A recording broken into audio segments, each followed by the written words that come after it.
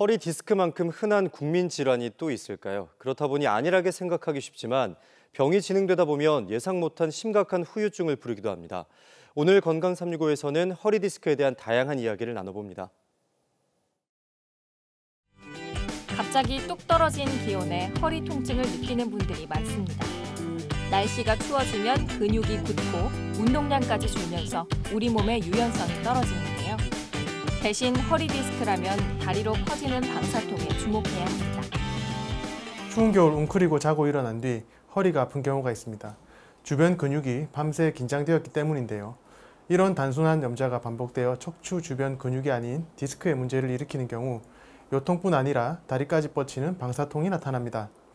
허리 척수의 신경근이 자극을 받는 경우 전기통하는 느낌이나 이상 감각을 일으키는 걸 말하는데 연관통이나 혈관 문제에서도 유사한 증상을 보이기도 하지만 요통과 동반된 방사통의 경우 척추 질환을 의심해 봐야 합니다. 흔한 만큼 가볍게 생각하기 쉬운 허리 디스크. 하지만 합병증에서 자유로울 수 없습니다. 튀어나온 디스크가 신경을 압박하는 상태로 오래 지나면 영구적인 장애를 남기기도 합니다. 다리로 내려오는 방사통이 발생한 경우 어느 정도 병이 진행했음을 생각해야 합니다. 적절한 진단과 예방이 중요한데 그렇지 않은 경우 척수신경 다발이나 신경근의 영구적 손상으로 인해 마비로 인한 보행장애, 감각저하, 마미증후군과 같은 대소변, 성기능 장애 등의 심각한 후유증을 남기기도 합니다. 허리 디스크 환자들이 치료를 꺼리는 이유는 크게 두 가지입니다. 자연히 낫기를 바라고 버티거나 수술 부담감 때문인데요. 요즘은 노년층도 무리 없이 받을 수 있는 치료법이 워낙 다양하고 애초에 당장 수술이 필요한 사례 자체가 흔하지 않습니다. 병의 단계에 맞게 치료해야 합니다.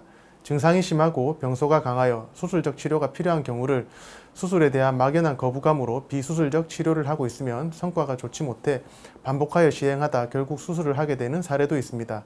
환자는 환자대로 증상에 시달려 괴롭고 의사는 성과가 나오지 않아 힘든 상황이 일어나고 어떤 경우는 치료 도중 병이 진행되어 통증의 수준에서 마비가 와서 치료 후에도 장애가 남는 경우가 있습니다.